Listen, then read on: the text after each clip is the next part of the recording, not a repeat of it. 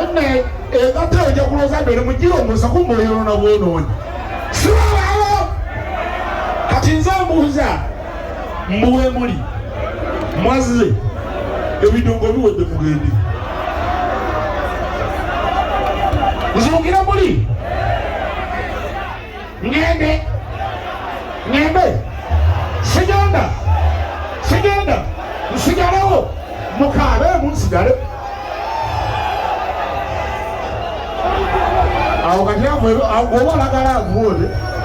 daba olage mulavu tulabe yebale nyotuusako engalo kakati nze ngamba mwebale okujja mwebalire nno ddala ebisigadde ojja kubyogera naye mwebale okujja kitegeeza endongo ya binyanya kiriya simanya betala zino zisobola okutunulako enyimbantu netulengera sibalaba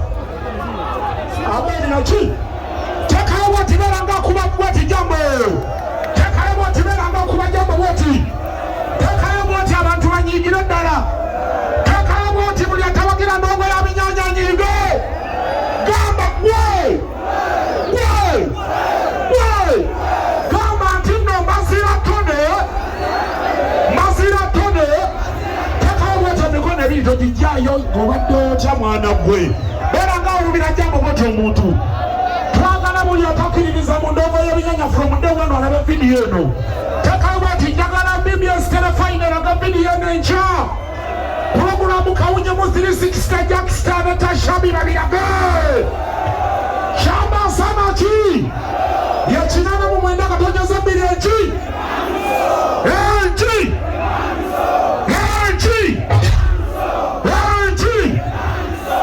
kale mwakali mulekenaawo yenja mwina kangi masiko wangi dija masiko naki teka mukono moto kwa dija masiko sarongo etalagize bantu tofaayo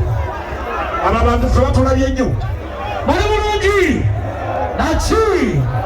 muli bulungi endongo y'ebinyanya weewaawo okuva luli paka na kati muli bakabi baliwo ababadde ekyotera mu luwongo ku Chelsea Flavour Bijini munanywa tebakukuba ebigere kakati mulindeko Chelsea Flavour Bijini ono wala jimu pia gamba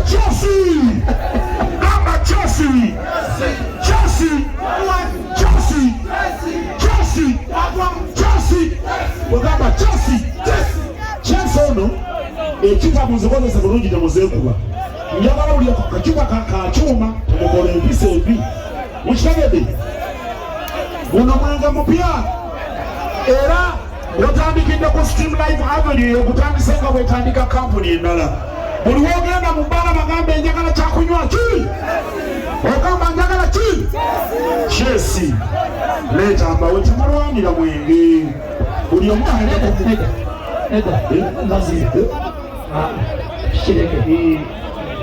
waliwo omukipa baffe butwadde nabwe emisana bwalazeewa muguwe kubali awo banasobola okubemirembe kale bagenda kwettira ecupa emu kakati plastika njagala baleke kusabula bunyweko munanywa sabula gamba kola ki sabula kakati sabula ebinoono nimubyogera tonsinga magezi enkwagala kungoza nsobi olimuyaye ndi mugezi ndi musibe omugezi kakati tukoleba tuti sabula bakwana bafabo balina ekyenjawulo mubeera mu kifulu nga kyamwaka guno n'akuwa sente ez'ekyomwaka ogujja oyenga wanjawulo mumukubireko mu ngalo ya sabula alcoholic drink kyakabinja kikolebwa kampuni bagiyita Double Tap Uganda Limited mu kibuga Kampala ewaffe Masaka wa Rasta Julius newalawo kakola